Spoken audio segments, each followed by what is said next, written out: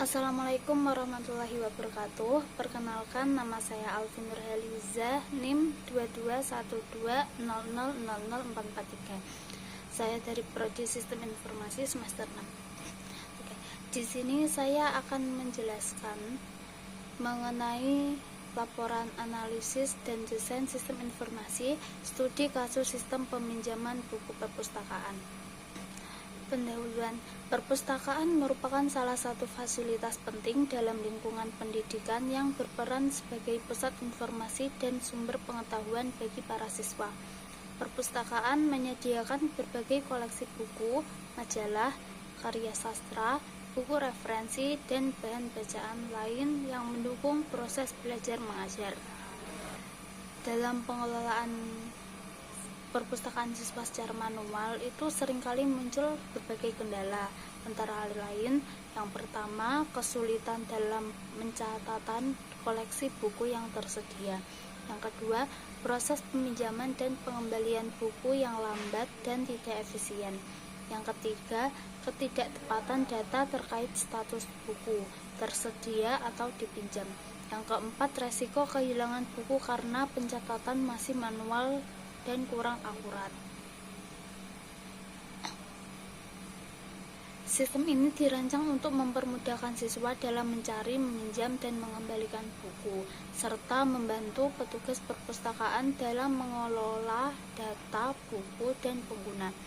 Sistem peminjaman buku perpustakaan yang akan dirancang ini memiliki beberapa fitur utama, yaitu yang pertama, pencarian buku berdasarkan judul, pengarang, kategori, atau penerbit. Yang kedua, proses peminjaman dan pengembalian buku yang tercatat secara otomatis. Yang ketiga, pengelolaan data siswa dan buku oleh admin perpustakaan. Yang keempat, sistem notifikasi untuk mengingatkan siswa terkait batas waktu pembelian buku. Analisis sistem ada dua. Yang pertama, kebutuhan fungsional, dan yang kedua, kebutuhan non-fungsional. Kebutuhan fungsional adalah fitur atau layanan yang harus disediakan oleh sistem. Yang pertama, pencarian buku. Sistem memungkinkan siswa mencari buku berdasarkan judul, pengarang, kategori, atau penerbit. Yang kedua, peminjaman buku. Siswa dapat melakukan peminjaman buku dengan batasan jumlah buku dan durasi waktu tertentu. Yang ketiga, pengembalian buku. Siswa dapat mengembalikan buku yang dipinjam dan mendapat bukti pengembalian. Yang keempat, manajemen data buku.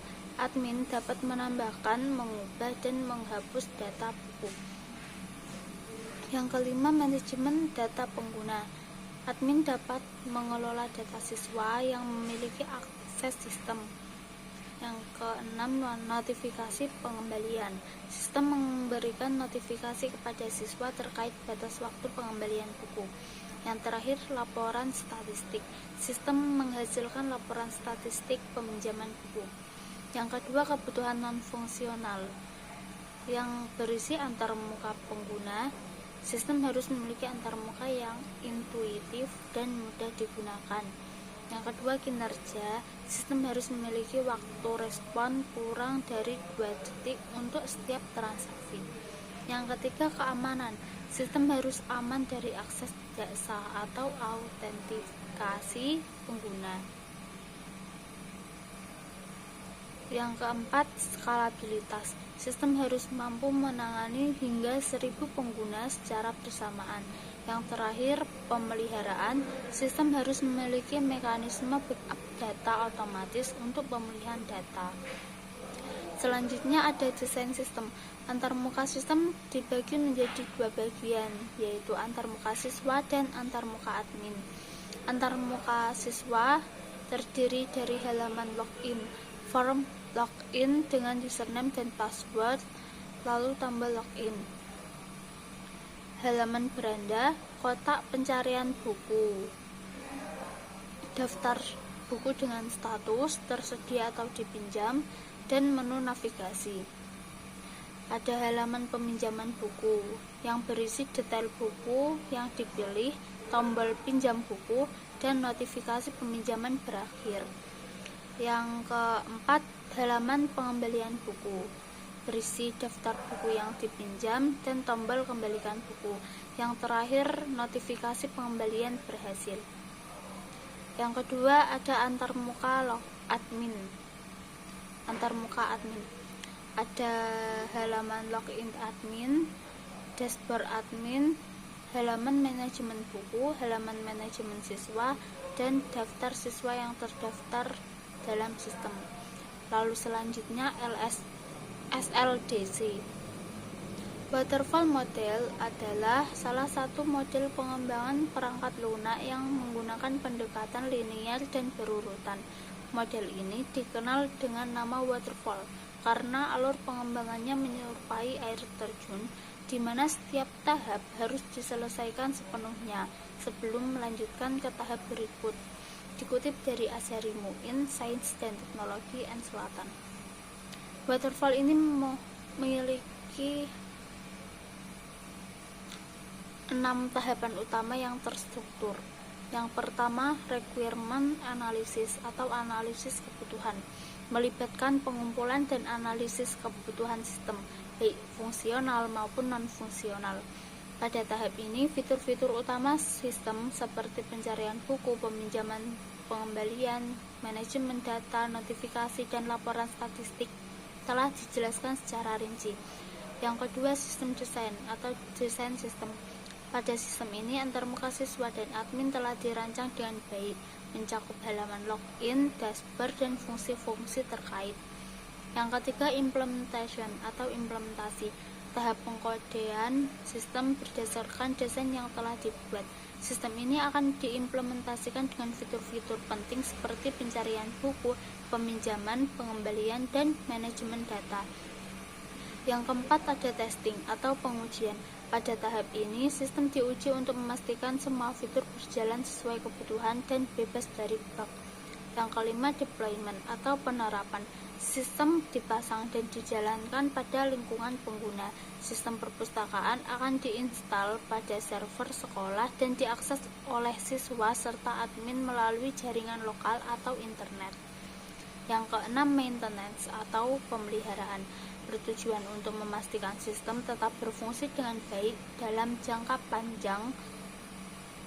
Kegiatan pemeliharaan meliputi backup data otomatis, perbaikan bug, serta penambahan fitur baru sesuai kebutuhan pengguna. Waterfall model ini dipilih untuk sistem peminjaman buku perpustakaan siswa karena beberapa alasan.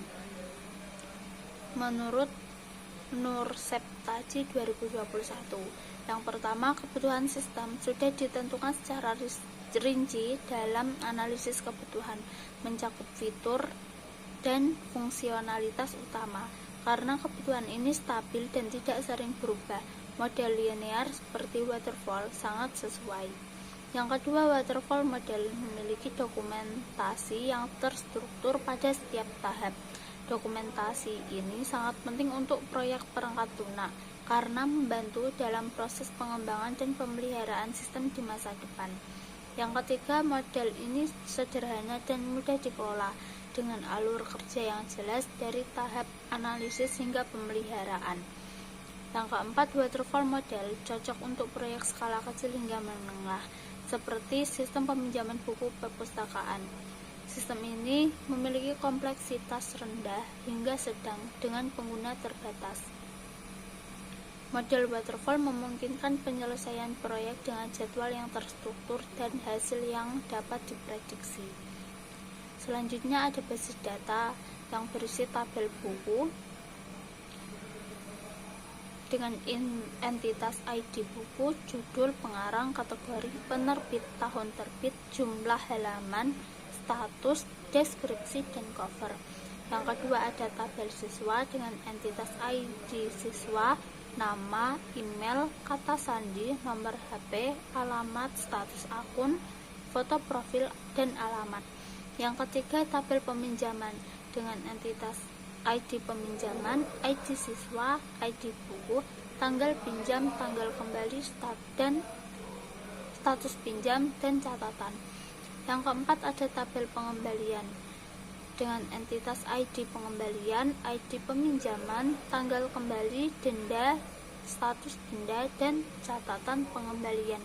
Yang kelima ada tabel admin yang berisi entitas ID admin, nama admin, email admin, kata sandi, nomor HP admin, dan foto profil. Yang kelima relasi antar tabel. Tabel siswa memiliki relasi one to many dengan tabel transaksi, atau satu siswa dapat melakukan banyak transaksi pinjaman. Yang kedua ada tabel buku, memiliki relasi one to many dengan tabel ini seharusnya tabel pinjaman, atau disebut satu buku dapat dipinjam dalam banyak pinjaman. Yang ketiga, tabel peminjaman memiliki relasi one to one dengan tabel pengembalian, atau satu peminjam memiliki satu pengembalian. Yang terakhir, tabel admin yang bersifat independen dan tidak memiliki relasi langsung dengan tabel lain. Yang keenam ada ERD sederhana antara siswa, buku, pengembalian, peminjaman, dan admin. Yang terakhir ada flowchart